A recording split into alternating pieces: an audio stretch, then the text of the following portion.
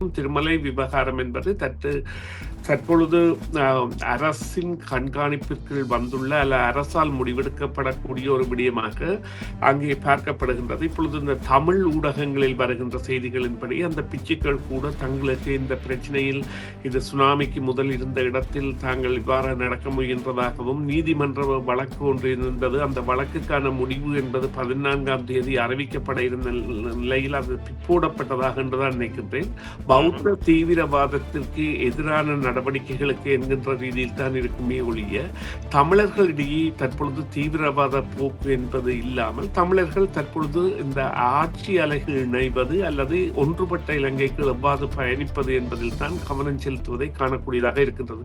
நீங்கள் பார்த்தீர்களானால் இப்பொழுது எவ்வாறு இந்த மாகாண சபைக்கு முக்கியத்துவம் கொடுக்கப்படுகின்றது அல்லது மாகாண சபையை எவ்வாறு முன்னிறுத்தி பேச்சுக்கள் எல்லாம் இடம்பெறுகின்றன என்று பார்த்தீர்களானால் அந்த மழுங்கடிக்கப்படுகின்ற உணர்வுகளின் வழிகாலாக அல்லது இந்த இலங்கை அரசு கொடுக்கின்ற நிதிகளை பயன்படுத்தி அங்கே தங்களுடைய அபிவிருத்திகளை செய்யாதவர்களாக தமிழ் தேசியம் பேசியவர்கள் இருந்தார்கள் போன்ற நிலைப்பாடு எல்லாம் மக்கள் மத்தியிலே பெரிய கருத்தூட்டமாக வருகின்றது. என்னவென்றால் வடக்கு கிழக்கு பகுதிகளில் பெரும்பாலானவை இன்னும் 30 ஆண்டு காலம் பின்தங்கியவையாக இருக்கின்றன. இது குறித்த மக்களின் கருத்துக்களும் மற்றும் இந்த புலம்பெயர்ந்த தேசங்களில் இருந்து செல்வோர் செய்கின்ற முதலீடுகள் மற்றும் அவர்கள் செய்கின்ற பொருளாதார மேம்பாடுகள் போன்றவை எல்லாம் அங்கு பல கேள்விகள் எழுப்பி இருக்கின்றன. என்னவென்று சொன்னால், நீங்கள் இலங்கை அரசின் கட்டமைப்பிற்குள் உள்நுழைந்து பயணிக்கின்றீர்கள். அது மாகாண சபை, நகர சபை, கிராம சபை, பாராளுமன்றம் என்று. ஆனால் அங்கே அவர்கள் பாதீட்டுகளின் மூலம் வரவு செலவு திட்டம் மூலம் கொண்டு வருகின்ற தொகைகளை நீங்கள் எங்கள் பகுதிகளுக்கு எடுத்து செலவழியுங்கள் என்று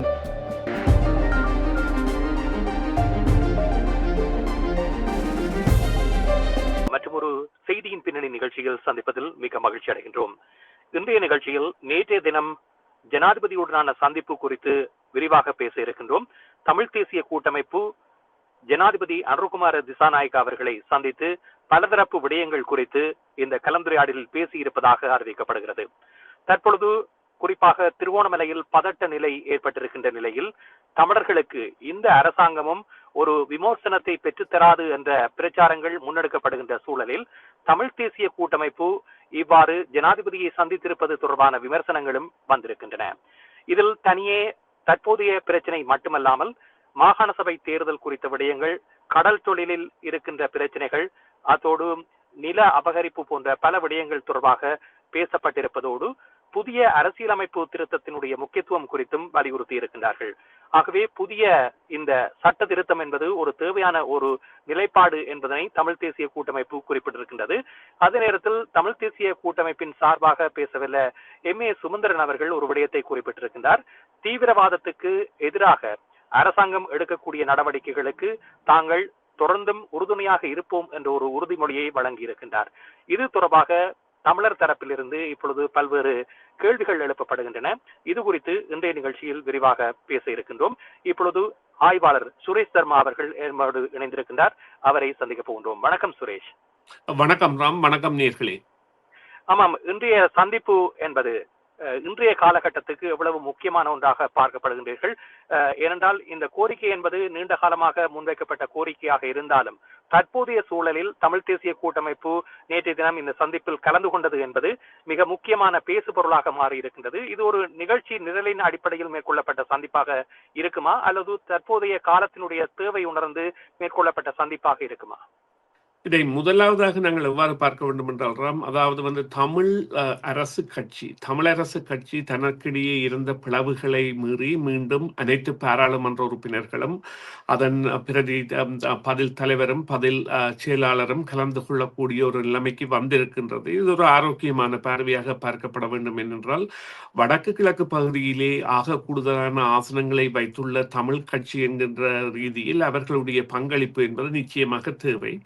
அவ்வாறு பார்க்க போகையில் அவர்கள் நிச்சயமாக திருமலை சம்பவத்தை ஒட்டியதாக கூட இந்த விவகாரம் இடம்பெற்றிருக்கின்றது. இருந்த பொழுதிலும் திருமலை விவகாரம் என்பது தற்பொழுது அரசின் கண்காணிப்பிற்கு வந்துள்ள அல்ல அரசால் முடிவெடுக்கப்படக்கூடிய ஒரு விடயமாக அங்கே பார்க்கப்படுகின்றது. இப்பொழுது இந்த தமிழ் ஊடகங்களில் வருகின்ற செய்திகளின்படி அந்த பிச்சுக்கள் கூட தங்களுக்கு இந்த பிரச்சனையில் இது சுனாமிக்கு முதல் இருந்த இடத்தில் தாங்கள் இவ்வாறு நடக்க முயன்றதாகவும் நீதிமன்ற வழக்கு ஒன்று இருந்தது. அந்த வழக்குக்கான முடிவு என்பது 14ஆம் தேதி அறிவிக்கப்பட இருந்த நிலையில் அது பிற்போடப்பட்டதாக என்றுதான் நினைக்கின்றேன். பிறகு 16ஆம் தேதி இந்த சம்பவம் இடம்பெற்றுள்ளது. எனவே இந்த சம்பவம் பற்றி அவர்கள் ஆராய்கின்றார்கள். அது குறித்த நடவடிக்கைகளை தாங்கள் எடுப்பதாக அரசு அறிவித்திருப்பது என்பது நிச்சயமாக இந்த சந்திப்பிற்கு வழிவகுத்திருக்க கூடும் என்று சொன்னால், அல்லது இந்த அரசும் முந்தைய அரசுகளை போன்ற செயற்பாட்டில் ஈடுபடும் என்கின்ற ஒரு நிலை ஏற்படலாம் என்கின்ற கருத்தியல் ஒன்று இருந்தது. அதாவது எல்லோருமே அதாவது முந்தைதான் புதிது கள்ளு பழையது என்பது போல இவர்கள் அனைவரும் இனவாதத்தில் உரியவர்களாகவே காணப்படுவார்கள் என்கின்ற கருத்தியல் இருந்தது. ஆனால் அது குறித்த ஆக்கப்பூர்வமான நடவடிக்கைகளை எடுப்பதற்கான ஒரு நடவடிக்கையாகத்தான் இந்த சந்திப்பு, அதோடு மாகாண சபை குறித்த விடயங்களும் பேசப்பட்டிருக்கின்றன என்பதை ஊடகங்கள் தெரிவிக்கின்றன. குறிப்பாக இந்த முறைய சந்திப்பு என்பது ஆங்கில ஊடகங்களிலும் தமிழ் ஊடகங்களிலும் ஒரே கருத்தியல்பாக வருவதற்கான காரணம், ஜனாதிபதி செயலகமும் இந்த சந்திப்பை பற்றிய ஒரு தகவல் வெளியீட்டை வெளியிட்டிருக்கின்றது. அதன்படி இவர்கள் தங்களுடைய ஒத்துழைப்புகளை வழங்குவதாக தெரிவித்திருக்கின்றார்கள் பல விடயங்களுக்கு. அதில் நீங்கள் குறிப்பிட்ட அந்த எக்ஸ்ட்ரீமிசம் என்பது அதாவது பௌத்த தீவிரவாதம் தான் இப்பொழுது தலை தூக்கி நிற்கின்றது. பௌத்த தீவிரவாதத்திற்கு எதிரான நடவடிக்கைகளுக்கு என்கின்ற ரீதியில் தான் இருக்குமே ஒழிய, தமிழர்களிடையே தற்பொழுது தீவிரவாத போக்கு என்பது இல்லாமல் தமிழர்கள் தற்பொழுது இந்த ஆட்சி அலைகள் இணைவது அல்லது ஒன்றுபட்ட இலங்கைக்கு எவ்வாறு பயணிப்பது என்பதில் தான் கவனம் செலுத்துவதை காணக்கூடியதாக இருக்கின்றது. நீங்கள் பார்த்தீர்களானால் இப்பொழுது எவ்வாறு இந்த மாகாண சபைக்கு முக்கியத்துவம் கொடுக்கப்படுகின்றது அல்லது மாகாண சபையை எவ்வாறு முன்னிறுத்தி பேச்சுக்கள் எல்லாம் இடம்பெறுகின்றன என்று பார்த்தீர்களானால், அந்த மழுங்கடிக்கப்படுகின்ற உணர்வுகளின் வழிகாலாக அல்லது இந்த இலங்கை அரசு கொடுக்கின்ற நிதிகளை பயன்படுத்தி அங்கே தங்களுடைய அபிவிருத்திகளை செய்யாதவர்களாக தமிழ் தேசியம் பேசியவர்கள் இருந்தார்கள் போன்ற நிலைப்பாடு எல்லாம் மக்கள் மத்தியிலே பெரிய கருத்தூட்டமாக வருகின்றது. என்னவென்றால், நீங்கள் பாராளுமன்றத்திற்கு செல்கின்றீர்கள், அங்கே ஆண்டுக்கு ஆண்டு வரவு செலவு திட்டம் வருகின்றது, அதன் மூலம் கிடைக்கின்ற தொகைகளையாவது மக்களுக்கு செலவழிப்பதற்கு வழிவு செய்து கொண்டு போராடுங்கள் என்கின்ற ஒரு நிலைப்பாடு அங்கே வருகின்றது. ஏனென்றால், வடக்கு கிழக்கு பகுதிகளில் பெரும்பாலானவை இன்னும் 30 ஆண்டு காலம் பின்தங்கியவையாக இருக்கின்றன. இது குறித்த மக்களின் கருத்துக்களும் மற்றும் இந்த புலம்பெயர்ந்த தேசங்களில் இருந்து செல்வோர் செய்கின்ற முதலீடுகள் மற்றும் அவர்கள் செய்கின்ற பொருளாதார மேம்பாடுகள் போன்றவை எல்லாம் அங்கு பல கேள்விகளை எழுப்பி இருக்கின்றன. என்னவென்று சொன்னால், நீங்கள் இலங்கை அரசின் கட்டமைப்பிற்குள் உள்நுழைந்து பயணிக்கின்றீர்கள். அதில் மாகாண சபை, நகர சபை, கிராம சபை, பாராளுமன்றம் என்று. ஆனால் அங்கே அவர்கள் பாதீட்டுகளின் மூலம் வரவு செலவு திட்டம் மூலம் கொண்டு வருகின்ற தொகைகளை நீங்கள் எங்கள் பகுதிகளுக்கு எடுத்து செலவழியுங்கள் என்கின்ற ஒரு கருத்தியல்பு அங்கே முன்னிலை நிற்கின்றது. ஏனென்றால், இந்த தொழிற்சாலைகளை உருவாக்குதல் அல்லது மற்ற முயற்சிகளை உருவாக்குவதில் இந்த ஆளும் தரப்புகள் ஈடுபட்டு வருகின்றன. எவ்வாறு ஒரு காலத்தில் ஆல்பர்ட் துரையப்பா நவீன சந்தை கட்டிடம் அல்லது விளையாட்டு மைதானம் போன்றவற்றை கொண்டு வந்த நிலைப்பாடு போன்று இப்பொழுது அதே சிங்கள பெரும்பான்மை அரசின் பிரதிநிதிகளாக இருக்கின்றவர்கள் மூலம் விளையாட்டு மைதானமாக இருக்கலாம் அல்லது வேறு பல திட்டங்கள், உப்பு தொழிற்சாலையாக இருக்கலாம், போன்றவை எல்லாம் முன்னெடுக்கப்படுகின்ற பொழுது இந்த திட்டங்கள் எல்லாம் உண்மையிலேயே தமிழ் தரப்பால் எடுத்திருக்கக்கூடிய திட்டங்கள். இவற்றை இவர்கள் தவிர்த்தார்களா என்கின்ற கேள்வி இங்கே முன்வைக்கப்படுகின்றது. ஏனென்றால், அவர்கள் பாராளுமன்ற பதவிகளில் இருந்து அல்லது மத்திய பதவிகளில் இருந்து முழு சகல சௌகரியங்களையும் அனுபவிக்கின்றார்கள், மக்களுக்கு செய்வதை தவிர்த்து. அதன் காரணமாக ஒரு ஆரோக்கியமான சந்திப்பாகத்தான் பார்க்க வேண்டும். ஏனென்றால், அவர்கள் இவ்வாறான முயற்சிகளுக்கு தாங்கள் ஆதரவளிப்போம் என்று கூறியிருக்கின்றார்கள். ஆனால் இப்பொழுது பார்க்கின்ற பொழுது தமிழ் தேசிய கூட்டமைப்பான சந்திப்பாக இதனை பார்க்கலாமா, அல்லது தமிழரசு கட்சி சார்ந்தவர்கள் மேற்கொண்டிருக்கின்ற சந்திப்பாக பார்க்கலாமா? ஏனென்றால் மக்கள் பிரதிநிதிகளாக இவர்கள் வருகின்ற பொழுது தமிழ் மக்களை பொறுத்தவரையில் தமிழ் தேசிய கூட்டமைப்பாக இணைய வேண்டும் என்ற ஒரு கோரிக்கையை தான் அவர்கள் தொடர்ந்து வலியுறுத்தி வருகிறார்கள். ஆகவே தனியொரு கட்சி இவ்வாறு ஜனாதிபதியை சந்திப்பது என்பது தமிழர் பிரச்சனைகளுக்கு தீர்வை பெற்றுக் கொடுப்பதில் தடங்கல் நிலைகளை ஏற்படுத்தும் என்ற ஒரு கருத்தை முன்வைக்கின்றார்கள். ஏனைய கட்சிகளையும் இணைத்து செல்ல வேண்டும் என்ற ஒரு கோரிக்கை முன்வைக்கப்படுகிறது. ஏன் இது இன்னமும் சாத்தியப்படவில்லை? அதற்கு காரணம் தான் ஒற்றுமையின்மை. இப்பொழுது பார்த்தீர்களானால், மக்களால் அதிகமாக தேர்ந்தெடுக்கப்பட்ட பிரதிநிதிகளை கொண்ட கட்சி தமிழரசு கட்சி. 8 பாராளுமன்ற உறுப்பினர்கள் இருக்கின்றார்கள்.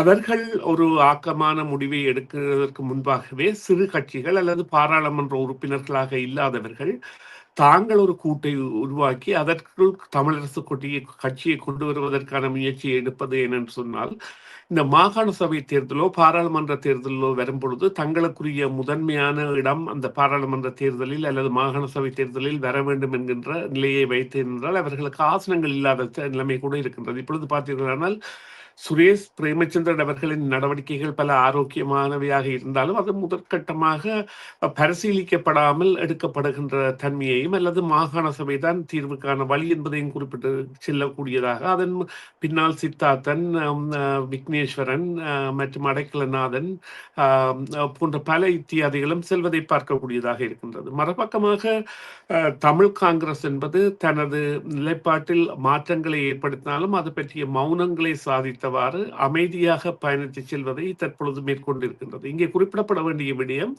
இன்றைய சந்திப்பின் பொழுது அனுர குமர திசாநாயக்கா தெரிவித்த ஒரு விடயம் என்பது முக்கியமான விடயம். அதாவது அவர் என்று குறிப்பிட்டிருக்கின்றார் என்னவென்று சொன்னால், முந்தைய தீர்வு திட்டங்கள் எதுவும் தற்போதைய நிலையில் சரிவராத நிலையில் தான் இருக்கின்றன. அவை பரிசீலிக்கப்பட்டு சாத்தியப்படாதவையாக இருக்கின்றன. எனவே புதிய திட்டங்களின் மூலம்தான் இன பிரச்சினைக்கான தீர்வு காணப்பட வேண்டும் என்கின்ற ஒரு கருத்தியலை, அதாவது அனைவரும் ஏற்றுக்கொள்ளக்கூடியதான அல்லது நடைமுறை சாத்தியமுள்ள தற்கால நடைமுறைக்குறி சாத்தியமுள்ள ஒரு திட்டம் ஒன்றை கொண்டு வர வேண்டும் என்று.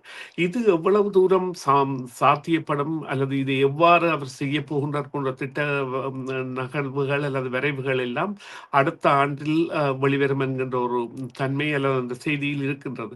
அவ்வாறு அது வந்த பிறகுதான் தெரியும் எவ்வாறான நிலைமை செல்லும் என்று. ஆனால் தமிழர்களுடையான ஒற்றுமை என்பது மிக மிக முக்கியம். ஆனால் அவர்கள் இந்த முறை இழந்ததற்கான காரணங்கள் கூட தங்களுடைய ஒற்றுமையை தவறவிட்டதன் காரணமாக பல பிரிவுகளாக கேட்டிருந்தனர். குறிப்பாக யாழ்ப்பாண மாவட்டத்தில் 6 அல்லது 7 பிரிவுகளாக தமிழ் தேசியம் பிரிந்து கேட்டிருந்தது. குறிப்பாக தமிழரசு கட்சியில் இருந்து பிரிந்து 2 பிரிவுகள் பிரிந்தாக கேட்டிருந்தன. அதே போல தமிழ் காங்கிரஸில் இருந்து பிரிந்தவர்கள் வேறு ஒரு தரப்பாக கேட்டிருந்தார்கள்.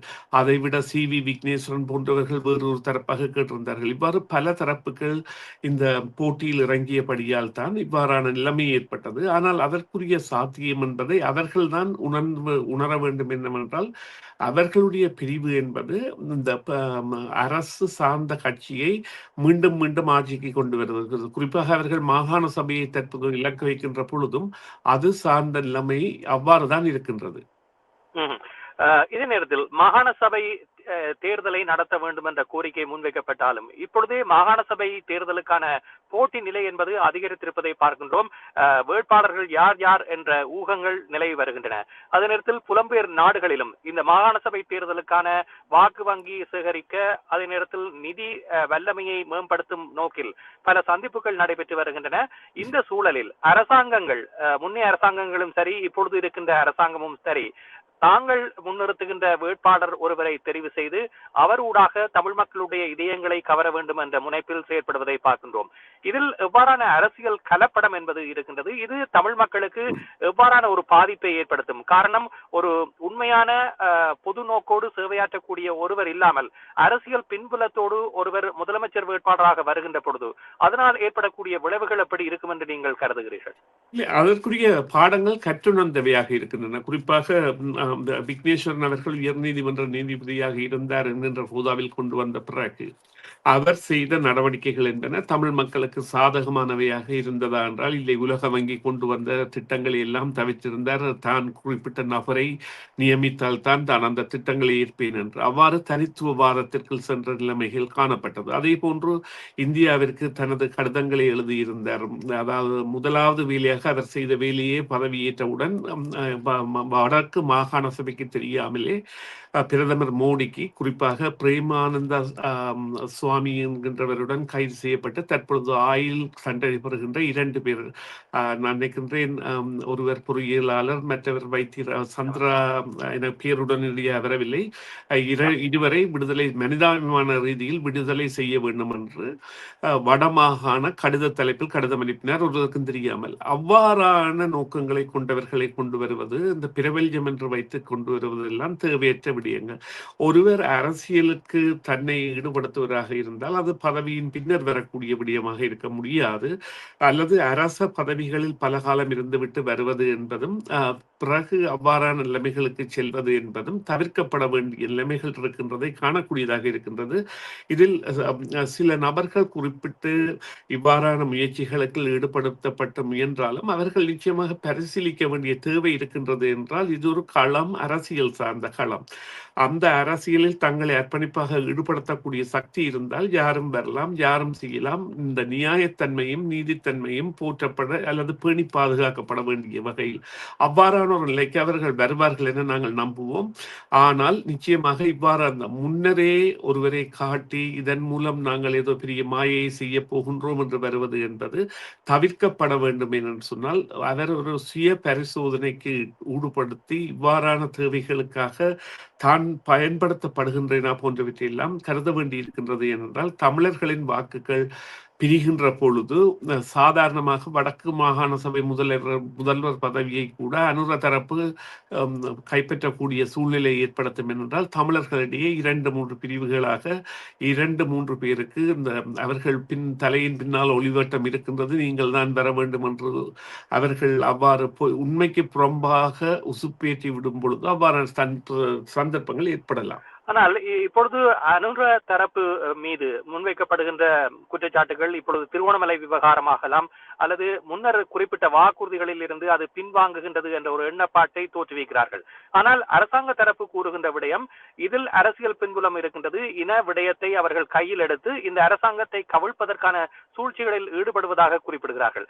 இந்த விடயங்களை எவ்வாறு மக்கள் பகுத்தறிய போகிறார்கள்? குறிப்பாக வடக்கு மாகாண சபை தொடர்பாக முதலமைச்சர் வேட்பாளராக ஒருவர் களமிறக்கப்படுகின்ற பொழுது அவர் இந்த பின்னணியில் தான் வருகின்றார் என்பதனை எவ்வாறு ஊகிக்க முடியும்? ஏனென்றால் ஒவ்வொருவரும் இன்னொருவர் மீது கரை பூசுவதற்கு துரோகி பட்டம் கொடுப்பதோ அல்லது இவ்வாறு கடந்த காலங்களில் இடம்பெற்ற சம்பவங்களை எடுத்துக்காட்டாக எடுக்கலாம். சில விடைகளில் அது உண்மைத்தன்மை இல்லாத விடயமாக கூட பிரச்சாரப்படுத்தப்படலாம். இதனை மக்கள் எவ்வாறு உணர்ந்து செயற்படுவது, என்னென்ன விடயங்களில் கவனம் செலுத்த வேண்டும்? இல்லை, இதற்கான கற்பிதங்கள் சமூக வலைத்தளங்கள், ஊடகங்கள் மூலமாக செய்யப்பட வேண்டிய தேவையை இது ஏற்படுத்தி இருக்கின்றது. இதற்கான காரணம் இப்பொழுது நீங்கள் இந்த திருகோணமலை சம்பவத்தை பார்த்தீர்களானால் 21ஆம் தேதி மஹிந்த ராஜபக்ச தனது பலத்தை நிரூபிப்பதற்காக நாமல் ராஜபக்ச உள்ளிட்ட தனது குடும்பத்தாருடன் ஒரு பெரிய ஆர்ப்பாட்ட பேரணி ஒன்றை ஏற்படுத்தி இருக்கின்றார். அந்த நேரத்தில் 5 நாட்களுக்கு முதல் இவ்வாறாக திருகோணமலையில் ஒரு சம்பவம் இடம்பெறுகின்றது. இதன் பொழுது அங்கே அந்த சம்பவங்கள் தடுக்கப்பட்டு அவர்கள் மீது அடக்குமுறை தொடுக்கப்படும் பொழுது அது பௌத்த தரப்பை மஹிந்தவுடன் சேருவதற்கு அல்லது இனவாதம் நோக்கியவர்கள் அல்லது இனத்தின் மீதான பற்று அல்லது மதப்பற்று கொண்டவர்களை அவ்வாறான நிலைக்கு தள்ளலாம். மறுபக்கமாக இன்னும் ஒரு விடயம் இருக்கின்றது. அதே மாதிரி இவ்வாறான நிலையில் அரசாங்கம் செயற்படாமல் பௌத்த தரப்பு என்பது தொடர்ந்தும் ஆதிக்கமாக இருந்தால் உடனடியாக தமிழ் தேசிய கட்சிகள் அங்கே இருக்கின்ற அனுர தரப்பு எம்பிக்களை பதவி விலக கோரியும் அல்லது தமிழர்களுடைய இந்த தமிழ் தேசியம் சார்ந்தவர்களுடைய பங்கை மேலதிகமாக உறுதிப்படுத்துவதற்காக ஆதரவு புலத்தை தேடியும் செல்லக்கூடிய தன்மைகள் இருக்கின்றன. எனவே இவ்வாறான நிலைமை என்பது 2 தரப்புக்கும் சாதகமான நிலைமை. அதாவது 2 தேசியங்களை பேசுகின்ற தரப்புகளுக்கும் சாதகமாக இருக்கும். அதாவது அனுர மீதான நம்பிக்கையை இழப்பதற்கான பௌத்த மக்களுக்கான ஒரு சாட்சியாகவும் அதே போல தமிழ் தரப்புக்கான மாறுதலாகவும் ஏற்படும். அந்த நிலையை கையாள்கின்ற நிலையில் தான் தற்பொழுது அரசு இருக்கும் என்று நம்புகின்றேன். உண்மை எவ்வாறு இருக்கும் என்று தெரியாது. ஆனால் மறுபக்கமாக அவர்களே எதிர்பார்க்காமல் 60 அல்லது 70 ஆண்டுகளுக்கு பிறகு நடந்த விடயம் வடக்கு கிழக்கில் இவ்வாறு ஒரு பெரும்பான்மை பெற்றது. அதாவது வடக்கு கிழக்கில் உள்ள மாகாணங்கள் அனைத்திலுமே ஒரு சிங்கள கட்சி பெரும்பான்மை பலத்தை மக்கள் கொடுத்த வாக்கு, தாங்கள் அதனை மறக்கக்கூடாது, மக்கள் கொடுத்த வாக்கின் மூலம் அவ்வாறு வந்தது. மட்டக்களப்பில் மட்டும் தமிழரசு கட்சி என்பது தப்பித்துக் கொண்டது என்பது நிச்சயமாக தமிழர்களால் மாத்திரமல்ல உலக நாடுகளால் கூட எதிர்பார்க்கப்பட முடியாத ஒரு மாறுதலாக இருந்தது. அதற்கான காரணம் இந்த தமிழ் தேசியவாதிகளிடையான பிளவு.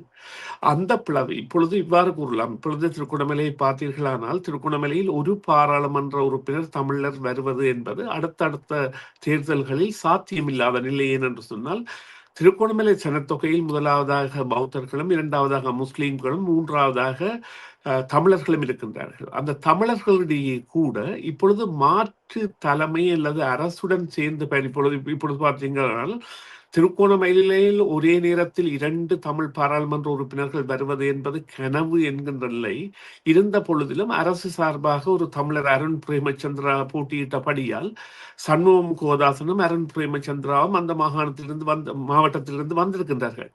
ஆனால் தமிழர்களுடைய வாக்கு என்பது அடுத்த தேர்தல்களில் ஒரு பாராளுமன்ற உறுப்பினர்களை தன்னும் தமிழ் தேசியத்திற்கு கொடுக்குமா என்ற கேள்வி மிக பலமாக அவர்களிடமே இருக்கின்றது. இதனை நாங்கள் அவர்களிடமே கேட்டு தெரிந்து கொள்ளலாம். ஏனென்றால் அவ்வாறான ஒரு நிலை என்பது இந்த மாறுதல்களுடைய அல்லது மக்களிடையே ஏற்பட்ட இந்த தங்களுக்குரிய தேவைகளை பூர்த்தி செய்வோம், இவர்கள் தங்களை பாவிக்கின்றார்கள் என்ற நிலைப்பாடை ஏற்படுத்தி வருகின்றது. ஆமாம், ஒவ்வொரு நவம்பர் மாதம் வருகின்ற பொழுதும் இந்த மாவீரர் தின அனுஷ்டானங்கள் குறித்து பல தகவல்கள் வெளிவருவது வழக்கம். இம்முறையும் இப்பொழுது மீண்டும் இந்த மாவீரர் தின அனுஷ்டிப்பு தொடர்பாக பல சிக்கல்கள் வரும் என்ற செய்திகளும் வெளிவருகின்றன. காரணம், விடுதலை புலிகளுடைய இலச்சினை மற்றும் அவர்களுடைய தரக்குறியீடுகள் போன்ற விடயங்களை எல்லாம் பயன்படுத்தக்கூடாது. ஆனால் போரில் உயிரிழந்தவர்களை நினைவு கூறுவதற்கு எந்தவித தடையும் இல்லை என்ற ஒரு கருத்து முன்வைக்கப்படுகிறது. ஒரு காலத்தில் மாவீரர் தினத்தை அனுஷ்டிப்பதற்காக பல்வேறு சிக்கல்களை எதிர்கொண்டவர்கள் இப்பொழுது அதை அனுஷ்டிப்பதற்கான அனுமதி கிடைத்தாலும் சில விடயங்களில் குறுக்கீடுகள் அரசாங்கத்தினால் மேற்கொள்ளப்படுவதாக குறிப்பிடப்படுகிறது. இம்முறை இந்த மாவீரர் நாட்களில் எவ்வாறான அணுகுமுறை அரசாங்க தரப்பில் இருந்து இருக்கும் என்று நீங்கள் நினைக்கின்றீர்கள்? அல்லது இதில் எந்தவித கட்டுப்பாடுகளும் இல்லாமல் அவர்கள் இந்த மாவீரர் தினத்தை அனுஷ்டிப்பதற்கான அனுமதியை வழங்குவார்களா? இதனை தமிழர்கள் எவ்வாறு எதிர்கொள்ளப் போகின்றார்கள் என்று நீங்கள் நினைக்கின்றீர்கள்? இல்லை, நிச்சயமாக கடந்த முறையைப் போல இந்த முறையும் புலிக்கொடிகள் அல்லது இலச்சினைகள் வைத்திருப்பவர்களை கைது செய்கின்ற நடவடிக்கைகள் அல்லது முகப்புத்தகங்களில் போட்டவர்களை கூட கைது செய்த நடவடிக்கைகள் போன்றவை ஈடுபட்டிருந்தார்கள். அந்த நிலைப்பாடு எவ்வாறு மாற்றம் பெறும் என்பது சொல்ல முடியாத நிலைமை. என்றால் அவர்கள் கூறுகின்ற விடயம் நீங்கள் குறிப்பிட்ட அதே விடயத்தை தான் கூறுகின்றார்கள். என்னென்றால், இறந்தவர்களை நினைவு கூறுங்கள், ஆனால் எந்தவித இலச்சினைகளையோ சின்னங்களையோ பயன்படுத்தாதீர்கள் என்று. ஆனால் அது எவ்வளவு சாத்தியப்படும் என்பது அங்கே உள்ள கள நிலைமையை பொறுத்துத்தான் இருக்கின்றது. ஏனென்றால் இப்பொழுது ஒரு நவம்பர் மாதத்தில் தான் இந்த திருமலை விவகாரம் கூட இவ்வாறு எழுச்சி பெற்றிருக்கிறது. இது ஒரு திட்டமிட்ட நடவடிக்கைகள் கூட இருக்கலாம். என்றால் இதன் மூலம் பெரும் பலனை பெறப்போவது மஹிந்த தரப்பு. அதாவது 3 ஆசனங்களில் இருந்த கட்சி 176 என்று மூன்றில் 2 பெரும்பான்மையை பெற்ற பொழுது இருந்த சகல ஆசனங்களையும் இழந்து 1-2 என்ற நிலைக்கு வந்த மஹிந்த தரப்பு மீண்டும் உயர்வதற்காக இந்த மலின வேலைகளில் ஈடுபடலாம். எனவே இது குறித்து நிலையில் அவர்கள் கட்டாயமாக செயற்பட வேண்டிய நிலையை இப்போதைய அரசுக்கு ஏற்படுத்தி இருக்கின்றது. என்றால் அவ்வாறு அவர்கள் செயற்படுத்தாவிட்டால் சில வேளைகளில் அது மஹிந்த தரப்பு அவர்களுடைய ஆதரவை பறிப்பதற்கான செயற்பாடுகளுக்கு அங்கீகாரம் வழங்குவதாக இருக்கும். நிகழ்ச்சியின் நிறைவாக இப்பொழுது இந்த எம்.ஏ. சுமந்திரன் அவர்கள் தெரிவித்த கருத்து, தீவிரவாதத்துக்கு எதிராக அரசாங்கம் எடுக்கக்கூடிய நடவடிக்கைகள் அதற்கு தமிழரசு கட்சி உறுதுணையாக இருக்கும் என்ற ஒரு விடயத்தை குறிப்பிட்டிருக்கின்றார். இதனை தமிழ் மக்கள் எவ்வாறான கோணத்தில் பார்ப்பார்கள் என்று நீங்கள் நினைக்கின்றீர்கள்? மறுபுறத்தில் அரசாங்கம் இதனை எவ்வாறு கையாளப் போகிறது? இது ஒரு முக்கியமான விடயமாக இருக்கின்றது. ஏனென்றால் ஒரு பொது சொல்லில் தீவிரவாதத்துக்கு எதிரான நடவடிக்கைக்கு அரசாங்கம் என்ன நடவடிக்கைகளை எடுக்குமோ அதற்கு தாங்கள் உறுதுணையாக இருப்போம் என்ற விடயம் என்பது இந்த சந்திப்பின் போதும் பேசப்பட்டிருக்கின்றது. இது எவ்வாறு உங்களால் பார்க்கப்படுகிறது? யதார்த்தத்தை பார்த்தால் யதார்த்த நிலைமைகளின்படி அவ்வாறான ஒரு தீவிரவாத எழுச்சிக்கான நிலைமை என்பது தமிழர் தரப்பில் தற்பொழுது இருக்கின்றதா என்ற கேள்வியை தமிழர்களே பரிசீலனை செய்து பார்த்தால் அவர்களுக்கு நிலைமை உண்மை என்னவென்று தெரியும். தமிழர்கள் தற்பொழுது இருக்கின்ற நிலை என்பது ஒரு கையறு நிலையில் தாங்கள் நம்பியிருந்த அடுத்த தலைமையாக தாங்கள் நம்பியிருந்தவர்களே தங்களது நிலைப்பாடுகளில் மாற்றங்களை கொண்டு வந்து தங்களுடைய சுகபோகங்களை அனுபவிப்பவர்களாகவும் பார் பெர்மிட் என்கின்ற சாராய மதிச்சாலைகளை அனுமதிகளை பெறுபவர்களாக மாறிய ஒரு கட்டத்தில் இருந்து அவர்கள் தற்பொழுது மீழ்ச்சி பெற்றுக் கொண்டிருக்கின்றார்கள்.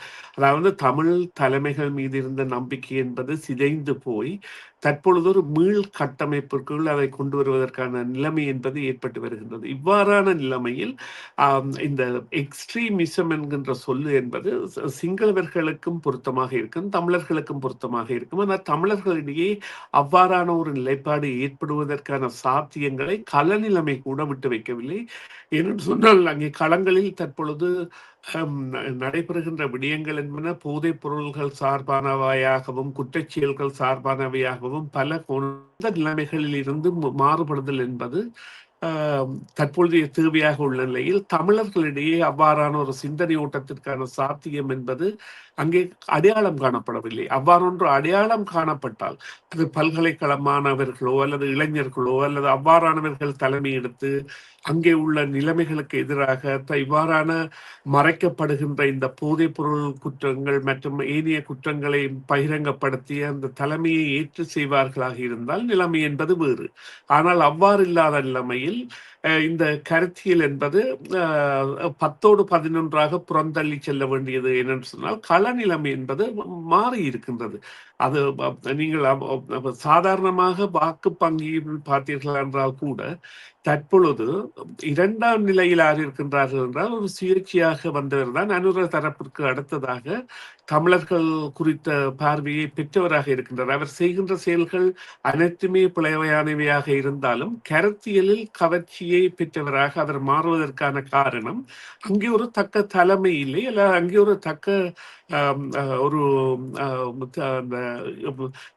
செயற்பாட்டு அணிகள் இல்லை, தமிழர்கள் தொடர்பான நிலைப்பாடுகளை தெரிவிப்பது. இது ஒரு கவலைக்குரிய, மிகவும் கவலைக்குரிய விடயம். இதுதான் மஹிந்த ராஜபக்ஷ எவ்வாறு மீழ்ச்சிகளை புறப்படுகின்றாரோ அந்த நிலைக்கு கூட இவ்வாறான நிலைமைகளுக்கு தான் காரணமாக அமையக்கூடிய சாத்தியக்கூறுகளை ஏற்படுத்தும். ஆனால் அவ்வாறான நிலைமை அங்கே இல்லை. நன்றி சுரேஷ், நிகழ்ச்சியில் கலந்துள்ளமைக்கு. இன்றைய நிகழ்ச்சியின் நிறைவு நேரம் நெருங்கிக் கொண்டிருக்கின்றது. மீண்டும் மற்றொரு பொழுதிலே பேசுவோம். நன்றி ராம், நன்றி நேர்களே, மீண்டும் ஒரு பொழுதில் சந்திப்போம். டிவிஐ யூடியூப் சேனலில் இணைந்திருக்கும் நேர்கள் அனைவருக்கும் எமது நன்றி. எமது காணொளி தொகுப்புகளை தொடர்ந்து நீங்கள் பார்வையிடுவதற்கு கீழிருக்கின்ற பெல் பட்டனை அழுத்துவதனூடாக நோட்டிபிகேஷனில் பல காணொளி தொகுப்புகள் உடனுக்குடன் உங்களை வந்து சேரும். அருகில் இருக்கின்ற முக்கிய காணொளி தொகுப்புகளையும் பார்வையிட தவறாதீர்கள்.